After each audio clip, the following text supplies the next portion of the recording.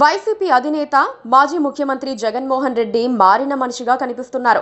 ఎన్నికల్లో ఓడిన వెంటనే ఆయనకు జ్ఞానోదయమైంది. అందుకే కార్యకర్తలకు ప్రత్యేక ప్రాధాన్యం ఇస్తానని ఆయన వరుస ప్రకటనలు చేస్తున్నారు. జగన్ 2.0లో కార్యకర్తలే ముఖ్యమైన నేతలవుతారని ఆయన చెబుతున్నారు. ఈ క్రమంలో మరో అడుగు కూడా వేశారు.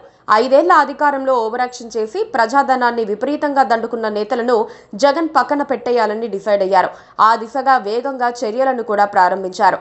పార్టీ అధికారంలో ఉన్నప్పుడు ఎంజాయ్ చేసి తెగ దండుకొని చెడ్డ పేరు తెచ్చిన వారందరినీ పూర్తిగా పక్కన పెట్టేసే చర్యలు జరుగుతున్నాయి. ఇప్పటికే కీలక నియోజకవర్గాల్లో ఇన్ఛార్జీలు మారారు. జగన్ హయాంలో మంత్రులుగా చేసిన వారిని కూడా మొహమాటం లేకుండా పక్కన పెట్టేస్తున్నారు. సత్తెనపల్లి ఇన్ఛార్జి పదవి నుంచి అంబటి రాంబాబును తొలగించడం అందులో భాగమేనని చెప్పుకోవాలి. అలాగే బూతుల నేతలుగా పేరు పొందిన కొడాలి నాని, వల్లభనేని వంశీ వంతు కూడా వచ్చింది.